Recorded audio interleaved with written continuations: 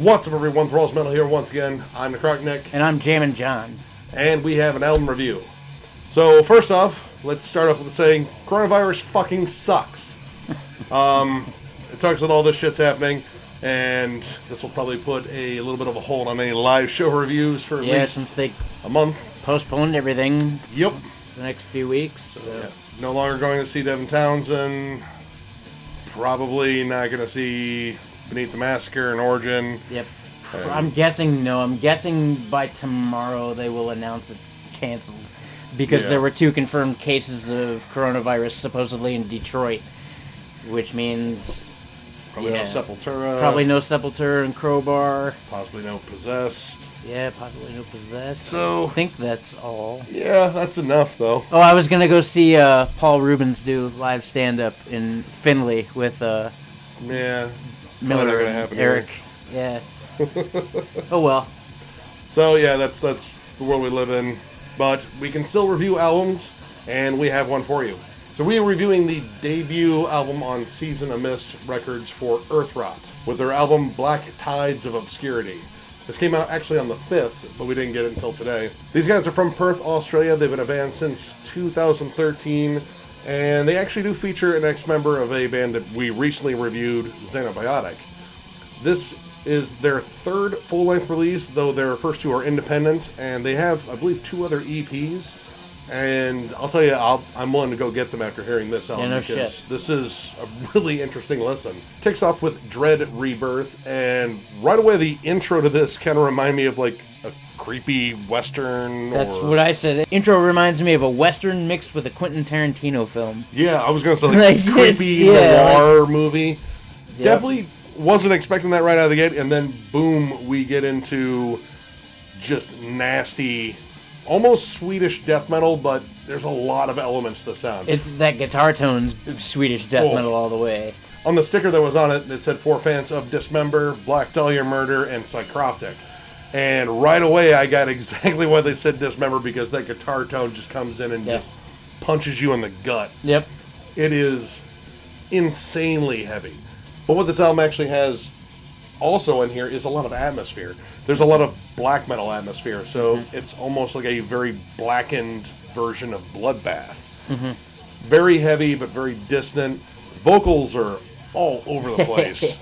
Like, you really don't know what you're going to get, whether it be like a giant death roar or tortured screams. Yeah, that guy at points in this record sounds like he's being tortured or molested. Something's happening to that dude. Yep. Now, they have 2 vocalists, and they have one that is listed as a lead vocalist, but it's really hard to tell which one is, because they really trade off a lot, which is a really cool dynamic, because there are a lot of different vocal styles. You know, it's possible that the separation was between the higher registered vocals and the death growls. I bet that's where it intersects, because there's almost 2 different kinds of death growls on there. Like, you almost have those, like, I mean, like low, ones. Guttural ones, like a Corpse Grinder. I compared a Corpse Grinder to make an appearance here at some point. I love the production on this right away. I think it is equal parts gritty and just kind of dirty, like how death metal should sound, but it's still very well done and well polished. The drums sound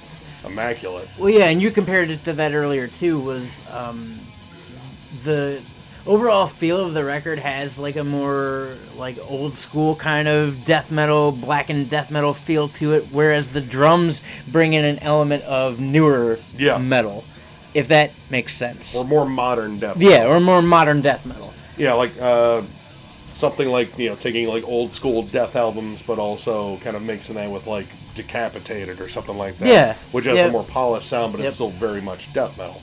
Now, I really dug this opening track, but I think it faded out too soon.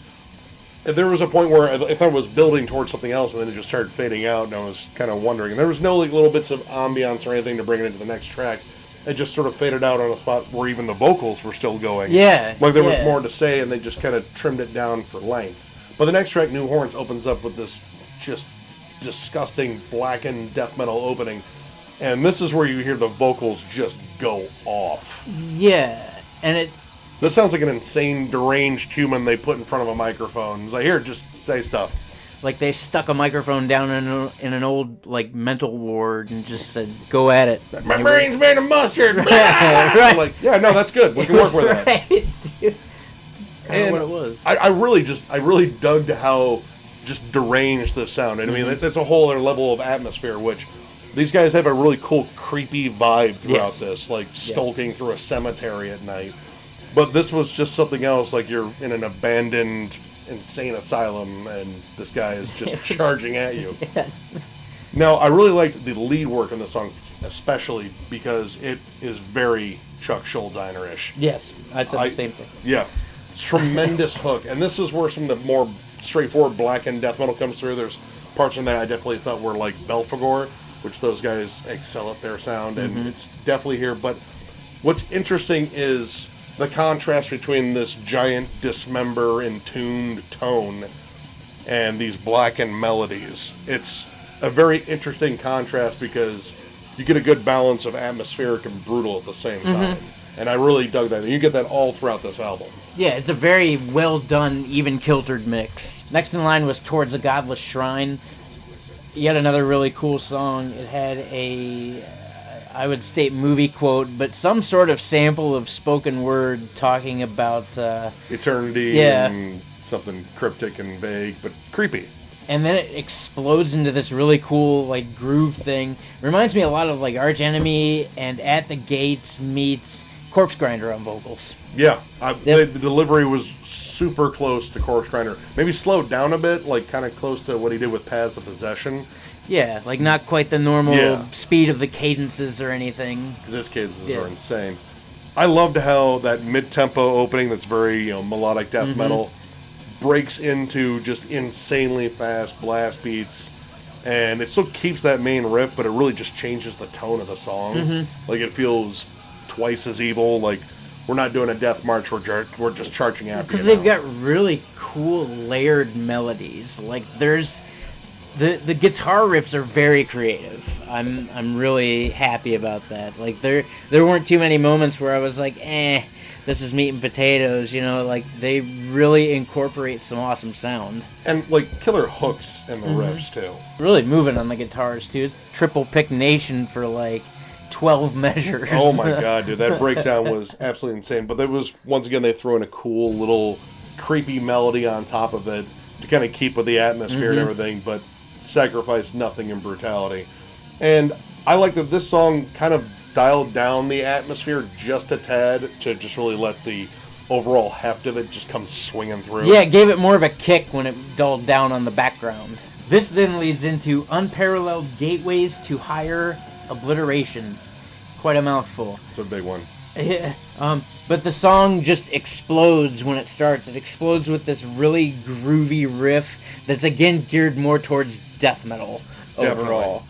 This is where I really started to make this little comparison between modern death metal and old school death metal. Like this really blends the two really well, especially on this track. I love the ominous opening on this and then just the explosion of a song. And it has like a couple of more atmospheric breaks in here that kind of reminded me a bit of Aborted in terms of how they break up songs with like horror samples and stuff, and keeping that dark, ominous feel throughout the album. I don't know, the ambience on the guitars at least reminded me a lot of Enslaved. Yeah, actually that closing riff that closes the song is just disgusting, and it just pretty much reeked of Enslaved in my opinion, albeit with a beefier guitar tone. Yes, a much beefier guitar tone. Now, Astral Vengeance was one that kind of threw me for a loop because this is almost a straightforward black metal song.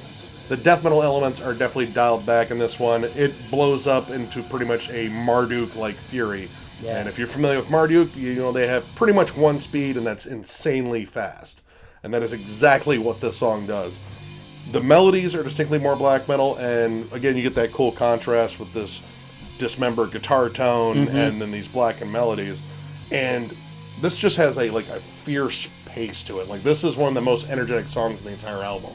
Now this is another one where I kind of made some interesting comparisons and they came down their little vocal fits or tirades. A lot of the stuff reminded me of like Chris Reifert from Autopsy because his over-the-top delivery is legendary. I love that guy. But it also reminded me of The Accused The Accused always had their just wild, feral frontman that just kind of just goes off. And it really has that sort of energy, and they add a lot to the overall feel of the album because it feels as tortured as the music is. And it's just kind of like a cool extra layer there. It sounds, again, creepy and horror-themed and tortured, all those cool things. Mm-hmm. This leads into the Cape of Storms. I really like the opening riff on here, that huge like buzzsaw opening tone. It's almost Death Doomy. Yep. Into this like harmonizing melodic riff that was, and it's really eerie and just out crawls. there. Yep. It slithers. And really, for the most part, the drums on this are just like a blast kick beat over really melodic grooves. A lot of very diverse creative riffs in this song. This huge thrashy like melody appears out of nowhere. And I got Pantera vibes. Yeah, it reminds me of like a Cowboys from Hell era Pantera style riff. It really shocked me. Like both he and I looked at each other like, really? It's interesting because like this is one of the most lighthearted moments on the album. Like it changes the tone of the entire song right here. And it kind of throws you for a little bit of a loop, but I mean, me growing up on Pantera and all that fucking, groove metal and thrash metal, I really enjoyed it. And in terms of taking you for an unexpected little loop there, that was a pretty cool little moment, because I really did go, what? And this whole section kind of felt like a nod towards 90s metal, whether it be death metal or groove metal or thrash metal. Like, there's little bits of that in this song, so I just thought that was a really, really cool moment, and yeah, it caught me completely off guard. Yeah, I liked it. It was a really nice surprise. Now, another one we wanted to bring up is Unraveling Vapor of Sanity. Now, this honestly came at a point where, I figured we'd heard everything they were going to bring to the table. After that little Pantera groove bit, the other two songs pretty much stuck with the formula, and they were really good. Now, this one, I was kind of feeling like it was getting a little cluttered at spots, but the tone of this song shifts dramatically around the midway point. Starts breaking into like almost a machine head-like stomp. And then all of a sudden we get these really cool layered vocals, and it shifts almost to like a shoegazy, blackened death metal, almost kind of post-metal. Like there's this big ascending tremolo. Yeah. And it's very haunting. Like this really, again, is another song that kind of changed the tone of the album. Well, and the vocals during this part too have this weird like chant to them almost. It reminds me of like Tibetan chants. Yeah.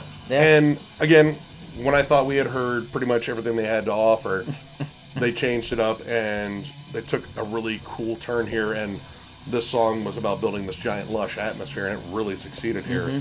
It felt just, amazing. Yeah. Like it was just a really interesting listen. And then it took another wild turn with the closing song, almost more of an outro, Out in the Cold. I really liked it. Actually, I really enjoyed it. This is actually one of my It's the least metal song on here. Yeah. It is a Tom Waits song. It is flat out a Tom Waits song. It's a bluesy closer, but it's weird and dark. It's like if Tom Waits took peyote in an old saloon. He's singing to a huge crowd. Well, he thinks so. He thinks so. There's 6 people and dust is collected at the bar. It's really weird. I wrote, it sounds like it's closing time at the bar. This bar is also in the Overlook Hotel. And Tom won't leave. And then towards the end comes a nice little lead part, and I guess that's the part where the ghost of B.B. King comes in, drops a solo, waves at Tom, Tom waves back. Neither of them leave. You get a nice little fade to black, and that's the end of that weird movie. It's who did Lost Highway? Oh, David Lynch. Yep. Yeah, it's a David Lynch film. David Lynch film. It didn't have to make sense. It just had to be shot beautifully. Yeah. So, yeah, it closes on quite possibly the most interesting note it could have.